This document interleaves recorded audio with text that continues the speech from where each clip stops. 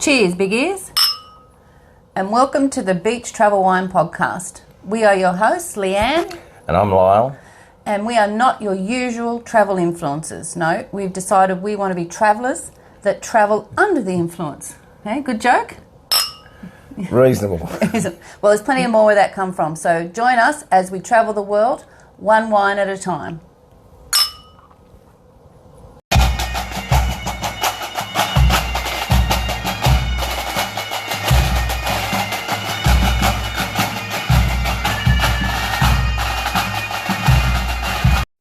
Hola, mi amor. I am excited today because, do you know why?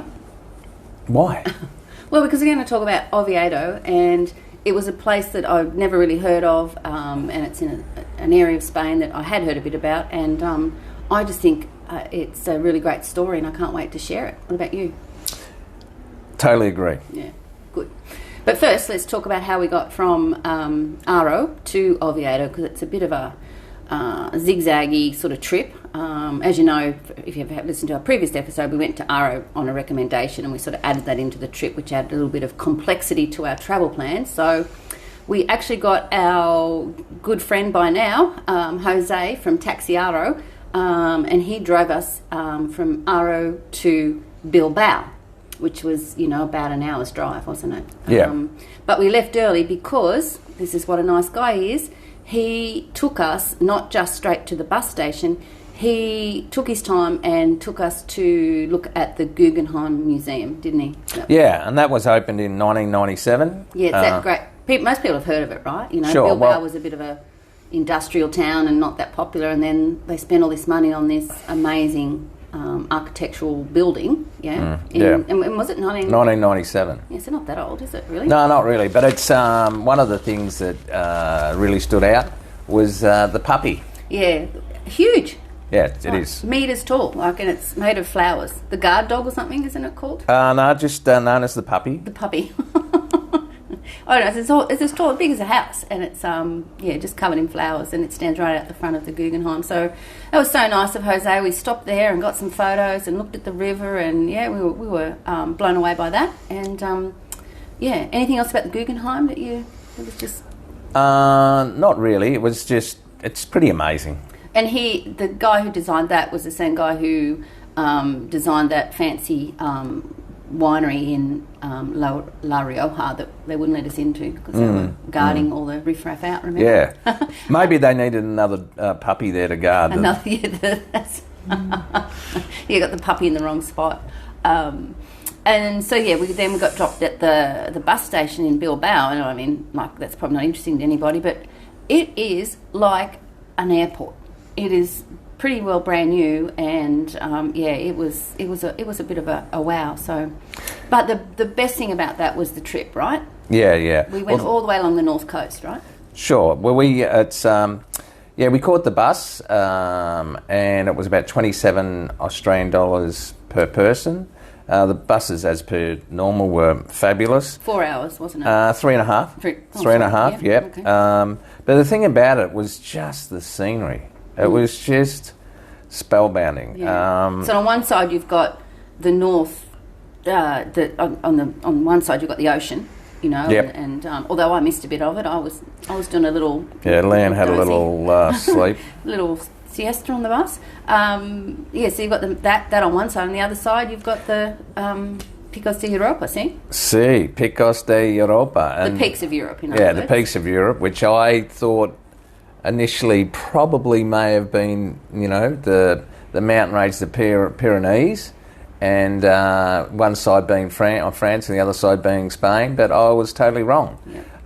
Look, it's just amazing. The highest peak is 1,930 metres, and that's the Torre de Cerrado, and it's the Cantabrian mountain range. Yeah, the Sierra Cantabria.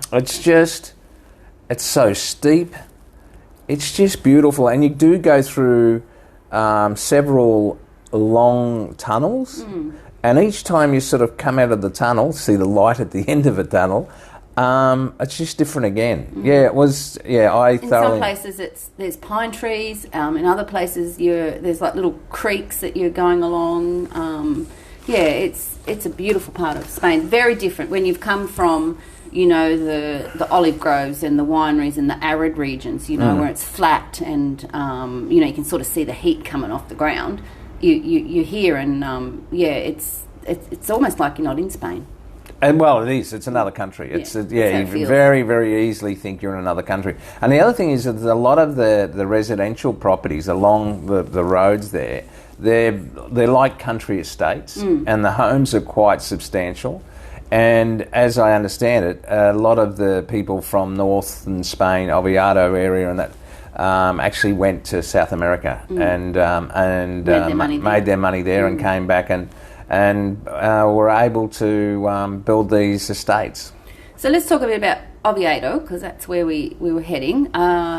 So we got there, and Oviedo is the capital of Asturias, the region that we're in, and we chose it because we'd seen a couple of documentaries on the Asturias area, and we wanted to stay somewhere that was in the mountains that was a bit different. So that's the main reason we chose that. And so when we got to Oviedo, we did our usual trick, got a taxi, and went straight to our apartment, which was just outside the old city. So we were actually looking over the beautiful old city wall, and it was once again a great apartment. I'll put a link to it in the the blog post.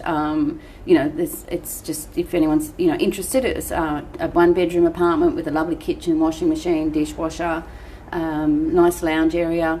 Had everything you needed, and the landlord of that was just so helpful and friendly and gave us all sorts of advice. And we were very happy with our apartment. And the location was perfect again.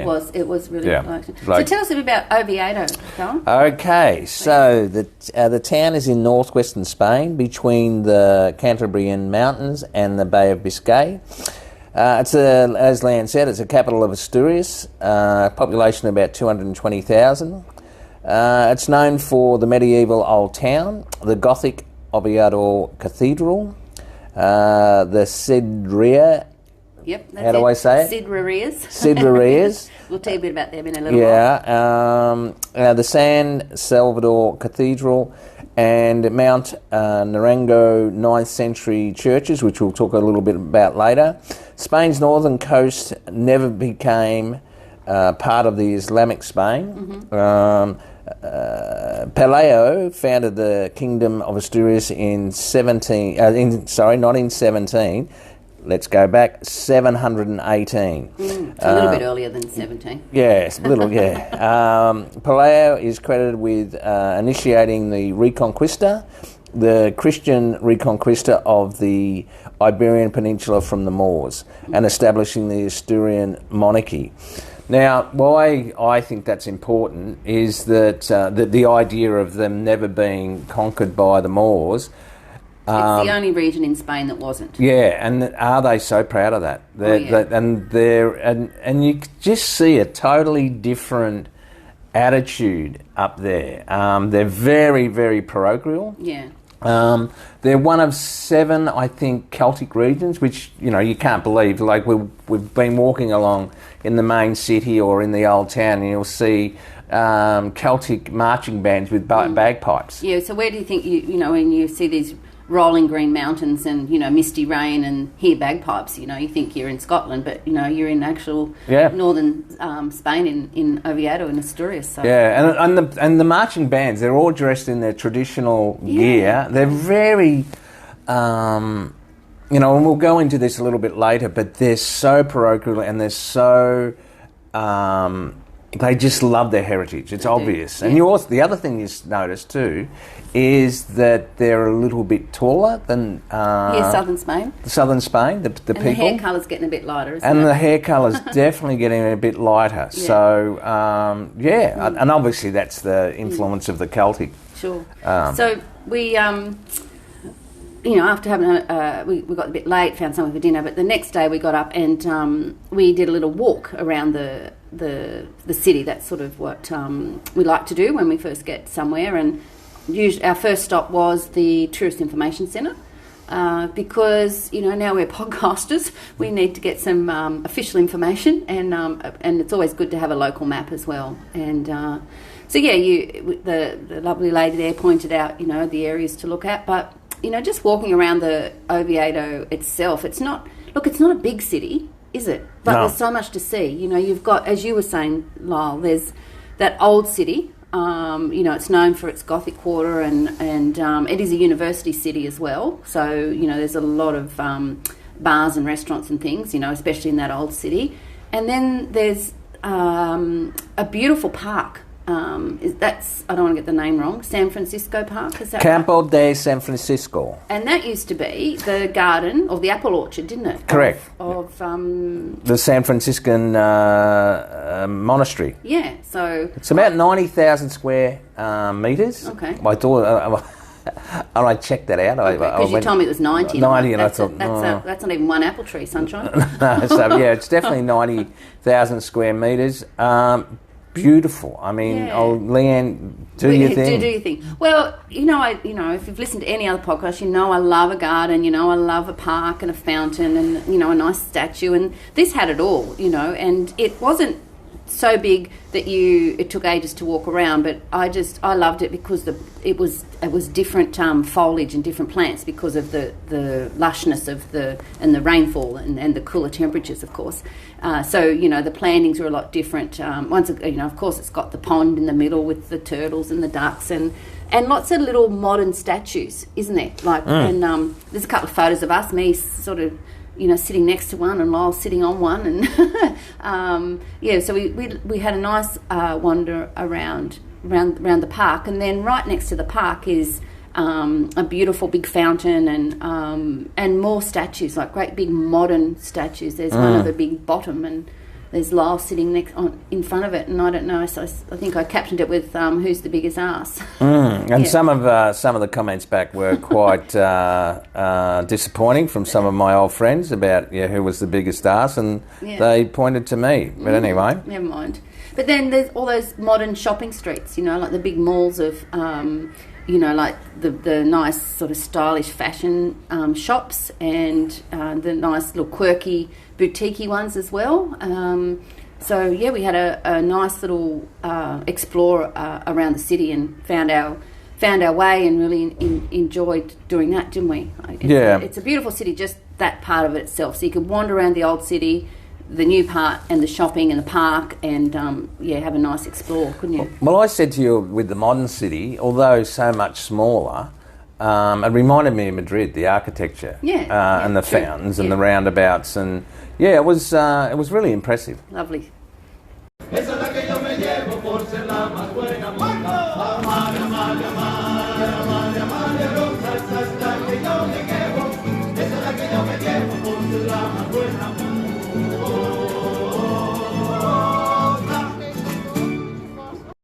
Well. Now, we're going to tell an interesting story, aren't we? Sure. This was one of my favourite days in Spain, by quite a long way. Yo también. Sí.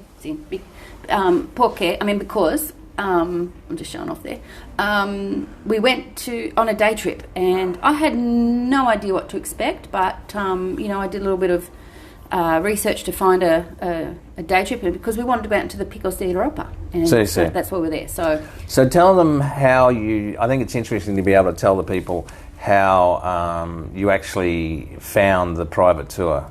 Oh, well, as I did in Salamanca, I went on Airbnb experiences and put in, day trips from Oviedo, and we could go on a walk and have a spa or something, which looked interesting as well, but with my dicky leg I didn't want to walk too far. And there's a couple of other ones, like milking a cow or something, which you really wanted to do, but no. I think you may have omitted to tell me about that, because you know what I would have said about milking a cow. Right? You can shove that right up your clacker. Yeah. What is it, Lyle? I know a little riddle about milking a cow. I'll come back to that. We found this day trip, and we booked it for whatever. We think we arrived on the Sunday. I booked it for the Tuesday. Yep. And Ivan turned up at 9 or 9:30 at the front of our apartment. He wasn't the most talkative guy. but soon brought him round like we always do. And he took us on this day trip, and we were going to see an old Roman bridge in Cangas de Onís, and that sounded interesting. And then we were going to go up the Picos de Europa to see a couple of, glacial lakes, which we had seen on documentary, which looked nice. And then, look at some church on the way home. That was sort of the 5-hour, 6-hour trip. And we just thought, at least we'll get out into the mountains and have a look, right? So sure. That was sort of our expectation. So you happy for me to keep going, Don? You got anything you want to add there? Sure. No, you're right. Okay. So our first stop is at Cangas de Onís, a little town, and Ivan pulls the car up next to a building, and it's right in front of a bridge, and he said, so you can hop out and have a look at the bridge, here if you like. You're at 15-20 minutes, and we're just sort of watching a couple of cars go across this bridge, and we're like, oh, okay, so that's the bridge. I did read that it had a couple of arches, so I thought, I guess we'll just go for a little wander and have a look. And so we hop out of the car and we walk just past this building towards the bridge, I think is the bloody bridge. And you look to the right, and probably 50 metres to the right is the most amazing Roman bridge I've ever seen. Like, it is absolutely stunning. How old is this bridge? It was built at the end of the 13th century. It's got three slightly pointed arches. Yeah. From the central arch hangs a reproduction of the famous Victory Cross, which is in the precious metals, and that was made in the 16th century. Now that's at the Oviedo Cathedral. But let me tell you about this. I can't describe how beautiful this was, because it was a beautiful sunny day. The water was still, the reflections of these arches on the water. If you haven't done this yet, please go to our website at beachtravelwine.com and go and have a look at the photos of this bridge. If nothing else, this is what you need to have a look at, because it is beautiful, just so pretty. And we were like, oh my goodness, look at this. And a bonus, you can walk over it. Yeah. Like, it's actually the cobblestones, it's how they used to get across. Obviously, it's a bridge. Didn't even think of that. Yeah. And so we were able to go and walk up over it, and you can see right up the river and the mountains on one side, and then the other side there's the pebbles and the beautiful clear water going down towards more mountains. It's just it blew me away. I was just like, that is a Roman bridge. There we go. Well, that's part of the reason for it being so renowned and famous is because apparently there was some famous battle happened there. Oh, okay. And the Asturian side were able to stop whoever they were fighting from crossing that bridge. Now, the bridge is not that big, but and legend has it that Our Lady was had an influence over that battle. Oh, it was you a mean bit like of, a it was like religious... a bit of a miracle. People don't know who Our Lady is. You mean Mary? Yeah. Okay. So that's the legend that that without Mary's help, the Asturians probably wouldn't have won, and that's also connected with the Victory Cross. So that's a lovely little town, and there's little hotels there, and there's actually a parador there at Cangas de Onís. Yeah, look, it's the town itself was outstanding. Yeah, we were just like, okay, like how do we not know about this? Anyway, but it still gives you the impression that you really... I still get goosebumps thinking about how Yeah, sure, and I'm exactly the same. Yeah. But it still didn't seem like Spain. It seemed like Switzerland or some sort of, some country further north. And so, Ivan sort of, took some photos for us of us, posing as we do, and off we went. And this time we were heading to the Picos de Europa National Park, where these two beautiful glacial lakes are located. Now, once again, I had seen these on a travel show, and what they didn't tell me on that travel show was, once again, you're all going to think I'm an idiot, because how can you not go 1,900 metres? How high are they? 1930. Yeah, but how high are the lakes? They're not that high, are they?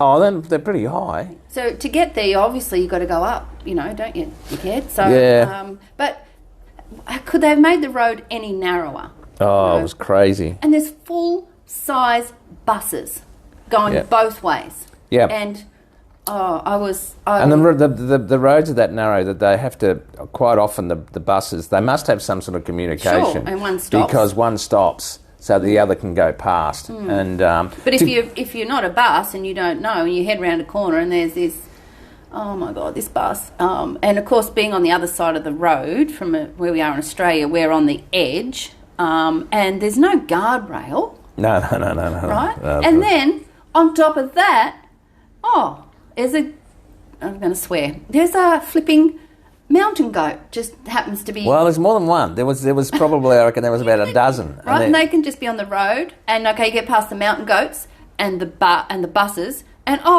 ding dong, there's a freaking cow. Yeah, with a bell on. Just wandering across the road. Yeah, all the way up the mountain and all the way down when we came back, there was just livestock, whether it be mountain goats or cows, all over the road, and obviously they get priority. And if you know that, if anyone knows me at all, they know I'm a shocking passenger. I hate driving. I'm very anxious about that. So this was sending me over my limits of acceptable situations, but I had no control over it. And I'm saying to myself, Ivan, he does this every day. He knows what he's doing.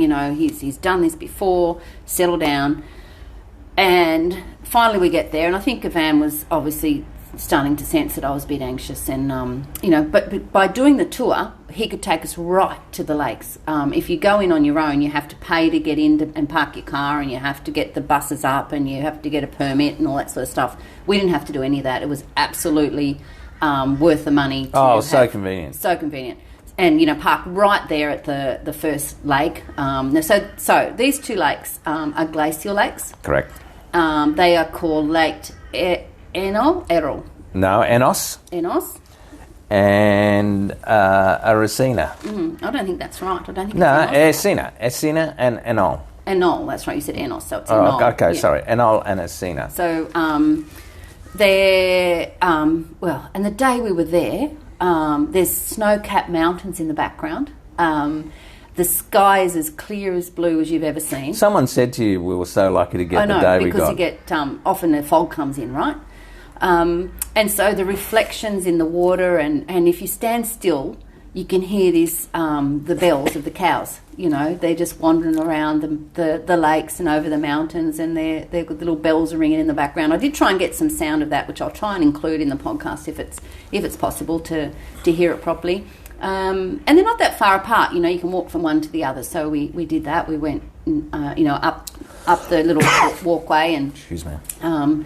Looked down over the... I can't remember which one was which, but, they're just... honestly beautiful. That's surreal. Yeah, really, really beautiful. Please go and have a look at the photos at beachtravelwine.com, or even go to our Instagram at beachtravelwine and go to the story highlights of Oviedo. You'll just see the videos I took there. But then we had time. There's a cafe up there, and we had a nice coffee and had something to eat while we're sitting there looking over this lake. And, I will say, though, it was busy. There was a lot of people, yes? Yeah, I'd say probably for the most remote area that we've ever been to, region in Spain, it was by far the most people. But Spanish people on holidays? Yeah, no English, didn't hear any English. It was all Spanish. Yeah. But, it wasn't so crowded that it was unpleasant. I was just surprised to be so far up this mountain with, in the middle of the Picos de Europa, and, with hundreds of people sort of wandering around. It was quite interesting, wasn't it? Yeah. So if that wasn't enough, we were blown away again by that. Once again, the goosebumps are coming out because just remembering that. Ivan said, all right, we're just going to stop in the little village of Covadonga. Correct. Because these are called the Covadonga Lakes. I didn't say that before, I don't think. Yeah, so, Covadonga, it's a great name.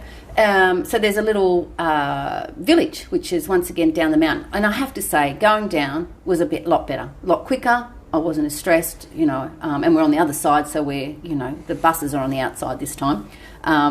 We head down to the little village of Covadonga, and the first thing you see is, I know we say this all the time, but you've got the bottle green mountains that we're covered in pine trees and lush vegetation, and you look up, and right on the edge of the escarpment there is a massive basilica, a church. Yeah, and it's pink almost. Isn't it? It's like a soft rose pink, and it's glowing against the background of these mountains. It is jaw-droppingly Yeah, and that's the Basilica de Santa Maria, and that was built in the 19th century. Now, I just couldn't believe how they actually built it, because it was on the edge of the mountain. Sure. Sort of a little plateau where the village is. And I said to Lan, I don't know how many people would have died building that particular basilica, and how they got the building materials up there. Who knows? It was, but stunningly. Yeah. Once again, beautiful. You would not know that was Spain if you saw a picture of that. And please go and have a look at the pictures. You would not think that was Spain. It was. Yeah. I was just like, how much better can this day get, right? Yeah.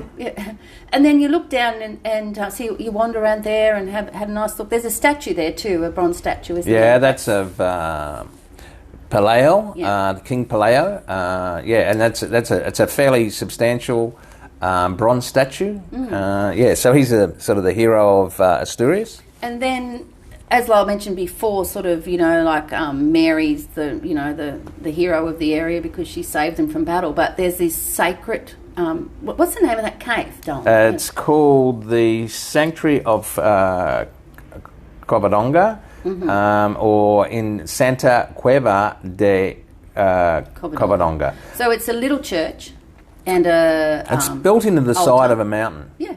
Basically, yeah. Well, there's a cave that you go through, and then at the end of the cave, you've got this sanctuary, little sanctuary, and it's very much a pilgrimage site. And when we were there was a couple of, I suppose, disabled people, and obviously they were there to touch the monument and the statue, and they've also got a water feature just below the cave. Where it's got properties, the water. So that was surreal. Walking through the cave, and and then you come out, and you're up high, and there's the little sort of sanctuary and the monument, and a couple of little pews, and you look down over that water, and then the little waterfall fountain that people are going and touching, and but there's some important people buried there, isn't there? Yes, Paleo, and also Alfonso the second. The second, I think it is. So they're actually buried there. So it's very significant to the Spanish, and the the Spanish people are there praying, and it's super significant to the Spanish. So that was our day trip, and OMG. I'll try and put a link to that in the show notes as well, because if anyone's going there, it's worth, even if you haven't got your own car, you want to do a trip, I definitely recommend going there. You cannot go to Asturias and not go to the Picos de Europa and the Covadonga and Cangasteonis. It was just stunningly gorgeous. Yes. And the Battle of Covadonga was the first time the Spanish defeated the Moors. Well, there you go. So...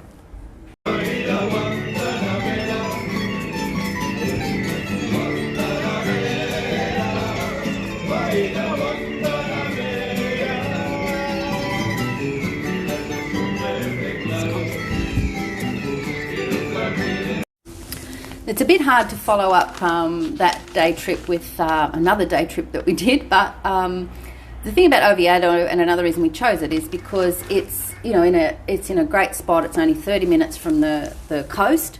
There's a couple of little different places you can go to, and it's really easy just to walk up to the bus station and hop on a bus, which is what we did. And we decided we would go into Gijon for the day, spelt Gijon. Just to check it out, because it looks pretty impressive on the photos, and we were sort of half thinking we might have stayed there. But yeah, we hopped on a bus. It was easy, a half-hour trip in, and we arrived in Gijon, and we had a little walk around it. Like, to be honest, we were a little bit disappointed at first because, you know, you're coming from the manicured and beautiful lush Oviedo, and, you know, where the bus station is obviously isn't the nicest part of town. Sure. But once we got round to the beach area, you know, we had a lovely walk around the marina, and the headland up there had a, you know, like right up on the top of Gijon, didn't we? Yeah. Gijon is a large coastal city in northern Spain. It's known for its maritime heritage and the old fishing quarter of Quima del Velilla, Santa Catalina, and has a cliff park.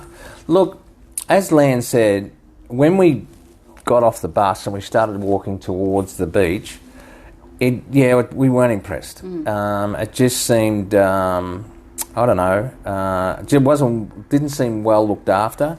But then we got to the coast, and it looked nice enough. The weather probably wasn't as good as what we've had, so that was a little bit disappointing as well, because it was the first time we'd seen the beach for a long time. But we walked up to the cliff top and for the views up there, and from there, it was actually quite beautiful. Sure. It was. And then we walked down past the private yacht club. And that was really impressive. The yacht club was pretty amazing. And the beach is, has like a balustrade all the way around it, you know, and that's quite impressive. A promenade and a balustrade that you can keep walking all the way around, like that great big beach there. Sure. Well, there are two distinct beach areas. Apparently it can get pretty wild. A friend of mine, Leonie, said when they were there last time, you know, the waves were smashing in and coming up over that promenade area, so that'd be pretty wild. Yeah, well, the first beach that we went to was the Playa de San Lorenzo, and that was probably a little bit more industrial, like where the ports were and that sort of thing. But the next beach, which was on the other side of the headland, the Playa de Poniente, was beautiful. Like, that was really, really nice. And they had lots of water activities and things. And the promenade was beautiful. We remember we had a walk along there. It's a flat, wide beach as well. So it's very different from the beaches in southern Spain, which are quite steep and pebbly. And then we had a little wander, and because, you know, we're just there for a day trip, and we're just going to, you know, go in we wandered round, and, you know, had some, you know, I think found somewhere for coffee, and then we had a hamburger for lunch or something. Then we found the little Plaza Mayor, which is, you know, like, it's not really a big area, but it was really gorgeous. That's one of the cutest little Plaza Mayors I've seen, and we had a nice lunch there and a couple of glasses of vino, as you do. And then we thought, well, okay, we'll just wander slowly back through the old town and make our way back to the bus station. And of course, we found somewhere else to sit and have a little glass of vino. You know, looking over the yachts, over the bay there. That was pretty cool. Yeah, that was really nice. I did a little bit of, you know, got some nice little T-shirts from there for some of the grandies. They had some nice souvenir sort of shops, and just a bit unique, wasn't it? Yeah. So our first impressions turned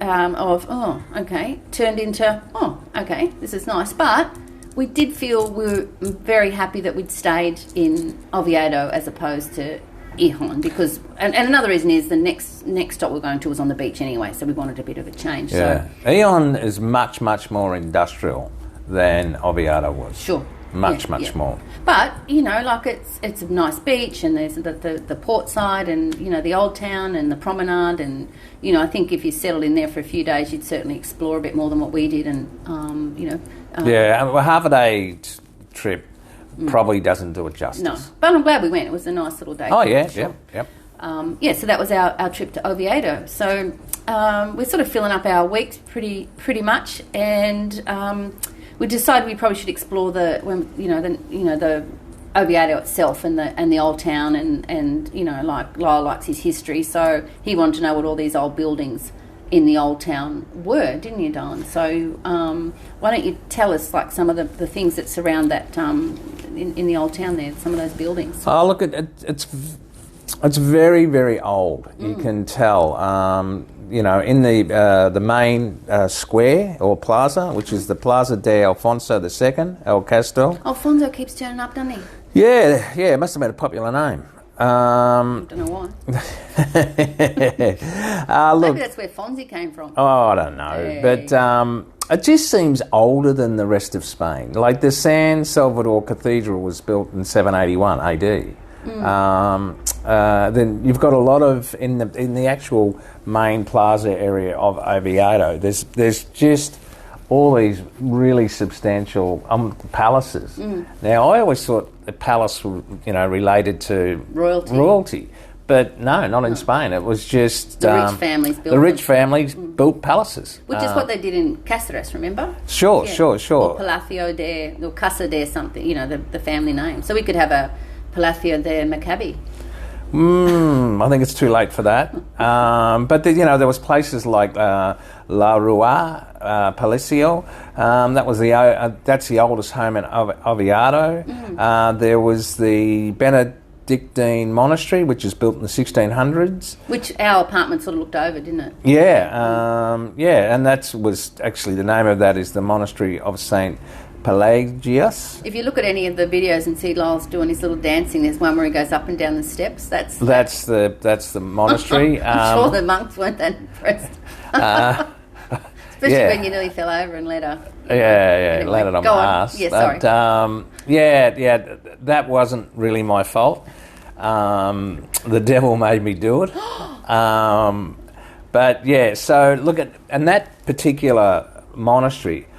Just reeks age, doesn't it? It's huge. Yeah, but you can actually buy biscuits there from the anonymously. You go in and you a walk. Little great door you open. Yeah, and you just say what you want. There's a menu there, and you purchase the biscuits. Well, I don't know whether they took Tahete, which is the card. Taheta, no. Well, that's why we couldn't buy any because we didn't have any cash. I would have liked to have done that. Yeah. So, but that's really, really old, and as Leanne said, that's where I did the salsa, or what I call salsa.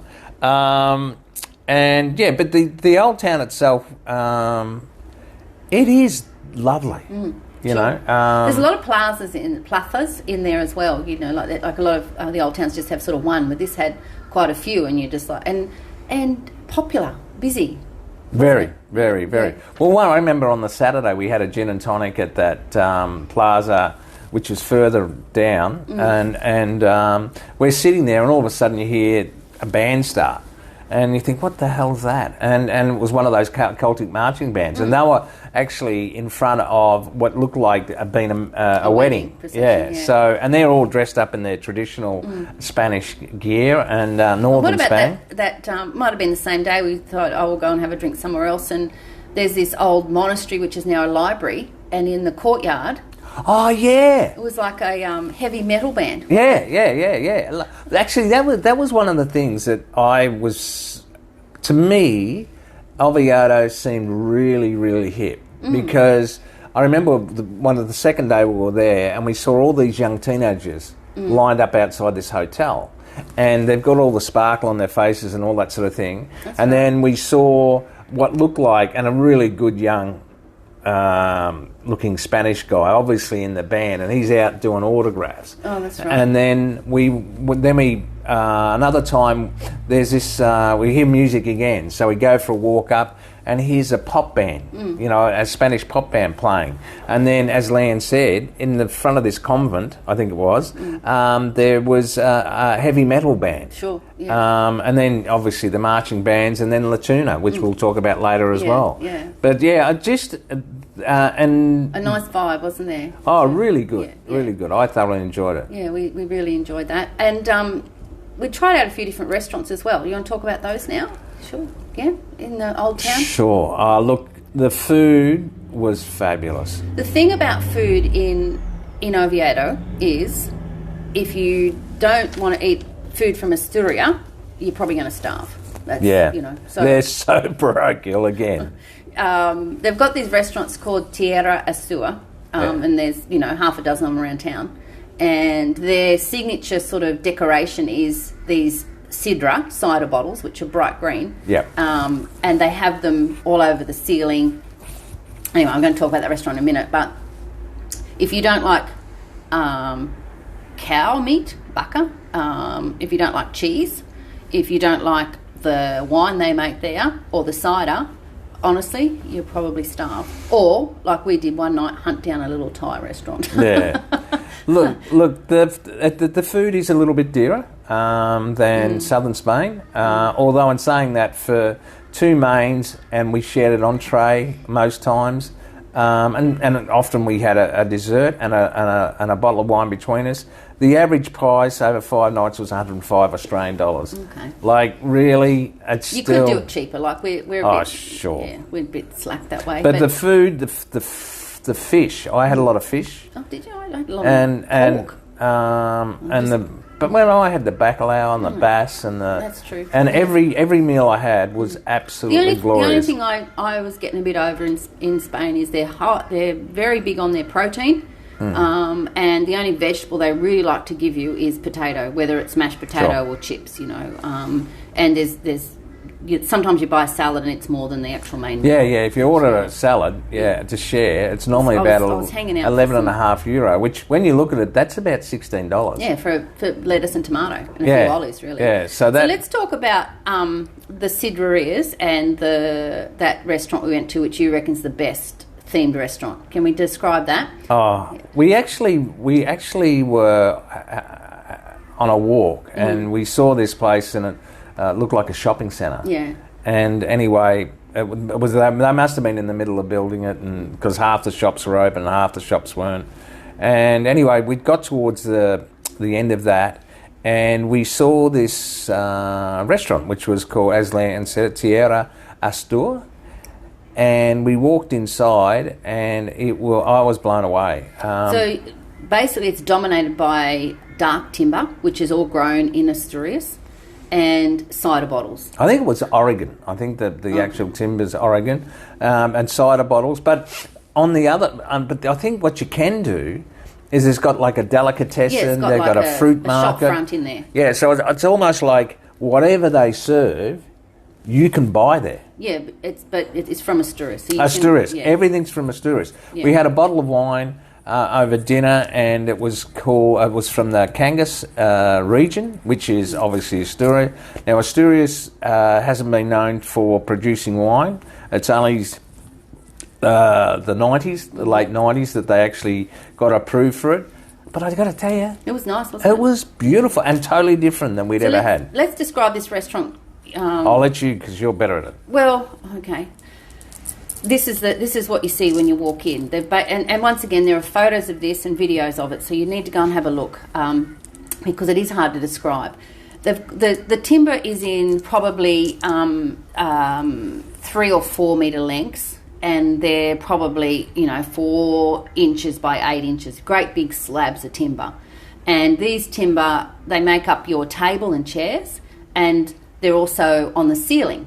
But when you follow those beams across the ceiling, they actually turn into tables and chairs of the next level up. It's almost like you're sitting in the bottom of a big boat, a wooden boat, and the sides become... Yeah, good call. Another sort of table restaurant area. Yeah. So there's all this heavy timber, and then behind the bar and on the walls are these green bottles, and they've got them, I don't even know how they've got them there. They're just like sculptures. And well, even you could almost call them chandeliers. Sure, yeah, but they're all over the walls and all over the ceilings. Correct.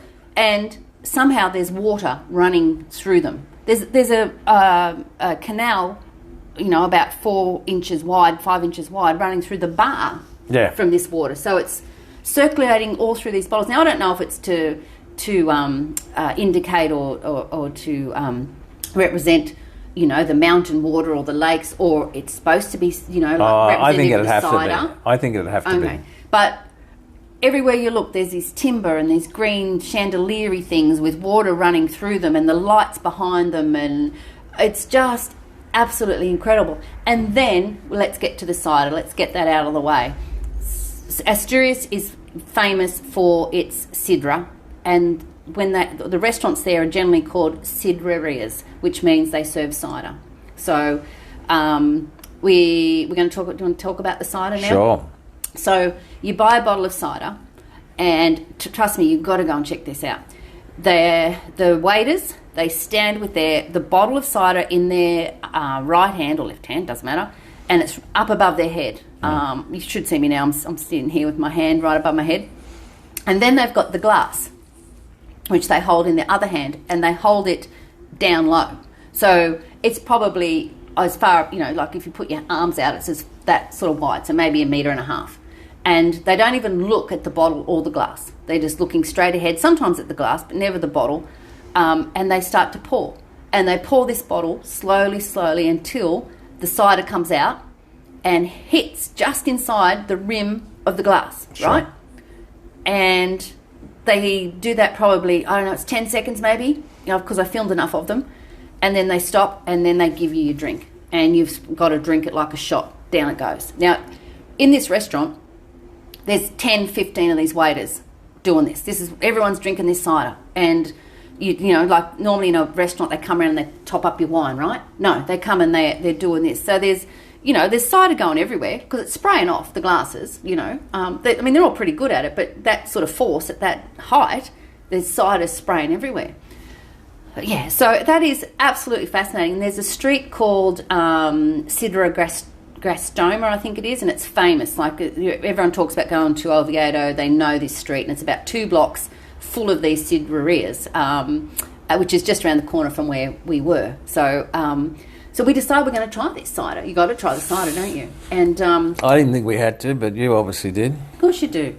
Now, we didn't like it but we're a bit fussy, I guess, and I don't know if there's different sorts of cider, or we're used to sweet cider here, but it tasted like apple cider vinegar to me. Lyle reckons it tasted like what? Cardboard. Yeah, I don't know how you would know that, but anyway, what cardboard tastes like. But it was only €3 a 750ml bottle. And we said... So that's got to tell you, and like everywhere you go, it's €3 everywhere. Well, it was worth that to get the film of the lady doing it for us. But, she came back out and I couldn't drink mine. She's, and I said, no me gusta. So, lo siento, I don't like it. And she's like, no, neither do I. And she didn't even charge us for that bottle. No, she never charged. Because we asked for 2 glasses originally and she said, no, you've got to have the bottle. Yeah, it's fascinating, wasn't it? Yeah. But just to go back to the restaurant, what did we have for dinner that night? Oh, Lord.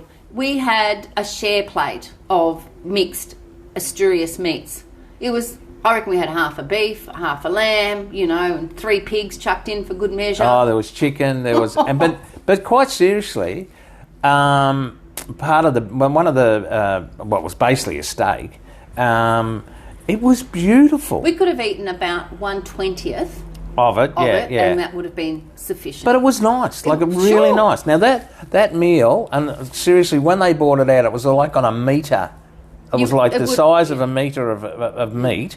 And we had... that's in the stories on Instagram and Oviedo. Yeah. And we had a bottle of wine, €79. Like, it's still $105 or something. It was still cheap. We could have fed half of but the restaurant. It was nice. It was ridiculous. So yeah, that's the sidrerias and the cider that's famous all over Asturias, especially in Oviedo. And one of the best themed restaurants you'll ever see is that Tierra Astur, sí or no? Oh, absolutely.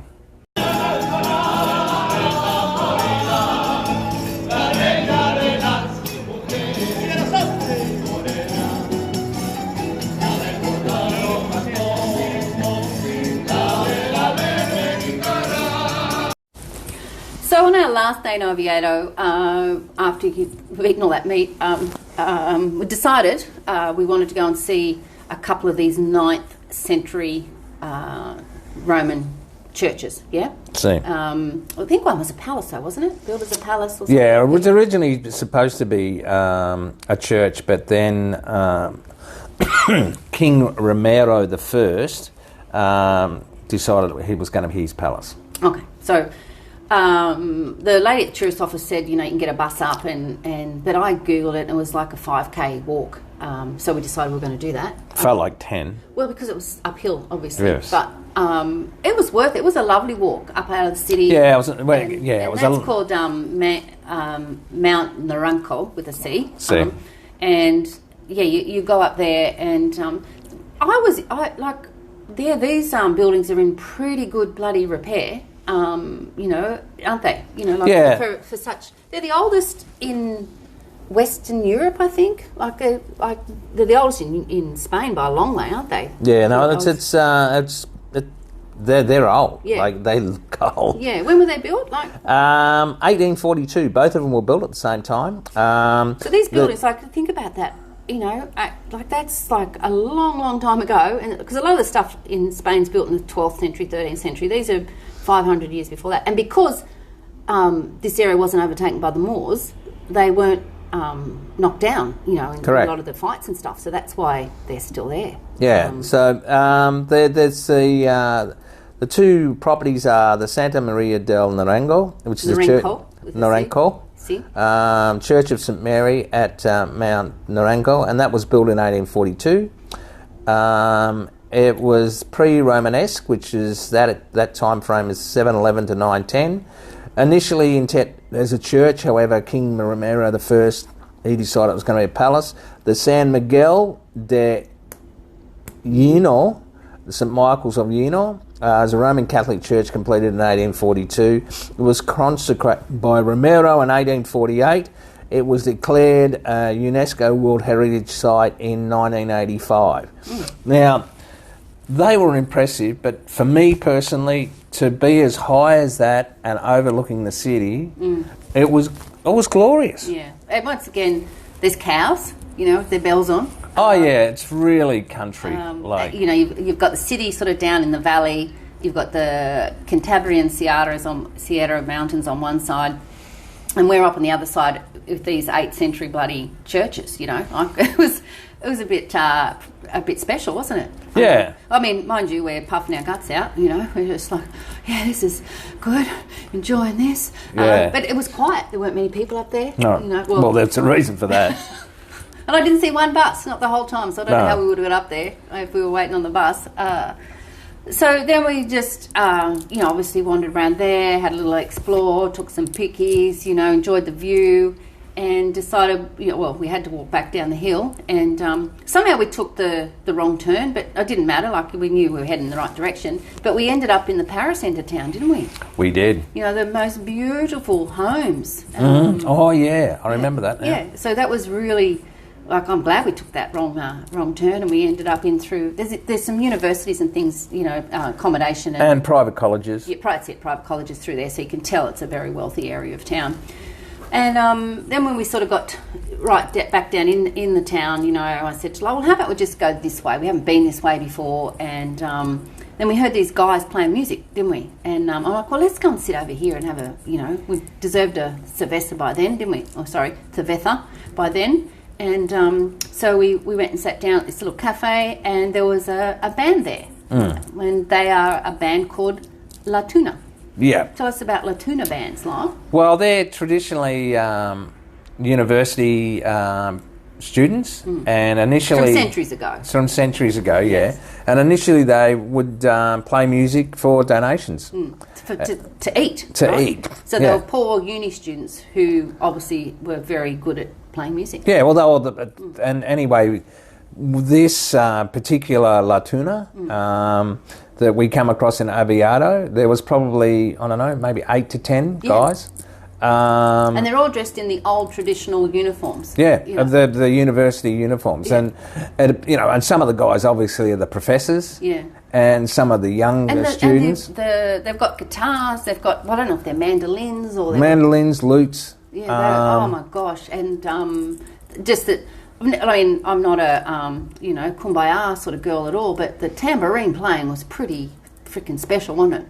Well, these guys are good at what they're just. You can tell they're professional. And also, they used to, then some of the, the more wealthy people back in the day would pay them to go and sing to the ladies that they were trying to court. Correct. So that's how they made money. So now, what they do is they were just wandering out of shops, and probably annoy the crap out of the shop owners, but you know, like spreading their songs, and they sing. You want to give us a little, you know, your Guantanamero. Guantanamero. There we go. He's been singing that since. Look, but but you're definitely going to hear some of that on this podcast because I got lots of audio. We sat there for about 2.5 hours. I know, and another bonus besides these guys being hilarious and being amazing at singing, free tapas. Yeah. Every time I got a drink, the guy's like, "Do you want chicken this time? You want this?" I'm like, "Oh, fair enough. We'll just keep eating." And we get to pay the bill. And it was like €9 or something ridiculous. Yeah, we were there for 2.5 hours, and I think it was €12. Oh, sorry, €12. We didn't realise the tapas was free. No. And but the guys, Latuna, the actual quality of the music. Trust me, you would have heard some. They were so good and funny. Yeah, nice people. Yeah, and so after 2.5 hours of listening to them sing "Viva La España," yeah. Sorry about that, everyone. They're heading off now. We decided that they deserved a koala. A koala award, and the sort of leader of the gang. Was one of the older guys, and you could tell he was a cheeky bugger. Like, he was laughing, and you know, and they just start singing, and they all join in, and they all know. Anyway, it was brilliant. And so I go up and, you know, do my little spiel in Spanish. You know, hola, somos australianos, solo hablo un poquito español, and you know, they're like, Australia, you know, and they want to take a photo with you, and they want to put the cape on you, and so I got some great photos, and then I handed them a koala, and he was so happy. He put it on his little cape, and, you know, yeah, it was pretty good. And then another guy in the band showed me he's got a big koala tattoo on his leg. That's right, yeah, he did, yeah. So I'm like, oh, well, you better get a koala too, so there you go. But that was awesome. That was fun. So Spanish, you know, like these bands. It's Google it, Latuna. It's fascinating. But check out. There'll be some pictures, obviously, on our website, beachtravelwine.com. But the videos are on Instagram on the story highlights. If you go to Oviedo and have a look there, because it's. Trust me, it was so much fun. Yeah, and I was an honorary tuner for 5 seconds, wasn't it? So they put the uniform on for Leanne as an associate, I think, probably. And the uniforms. Oh my goodness! Like the puff sleeves and like the tights and the proper shoes, and there's obviously a hierarchy system because some have got red capes, and some have got green, and some have got patches, and some have just got that brown. And he was the guy that had to go and get the drinks for them, but a definite highlight for me. All right, Lyle, we need to sum up because we've been going on a bit today about Oviedo. As you can tell, we love it. Give me your favourite place to have a wine. Seeing we're travelling the world one wine at a time, in Oviedo. Oh, I'd have to go to the Latuna. There. Yeah, because I thoroughly enjoyed it, even though I think we were drinking cervezas. But it was fabulous, and probably equally so, the Tierra Astur. Yeah, Astur. See, I agree. I think Tierra Astur. For me was probably because it was such nice wine too. It was very different, wasn't it? But my favourite place to have a coffee, which is a bit unfair, we don't normally have this, was at that cafe on the side of the lakes of Covadonga. Oh, yeah, right. I don't know whether it was because of the coffee, or I'm sure it was probably because of the location. Sure, absolutely. So in summary, you got anything else you want to add about Oviedo? Only that I loved how proud they are of their heritage. And how different it is, and definitely worth a visit if you're going to northern Spain, you know. Without doubt. Yeah. You probably don't need a week.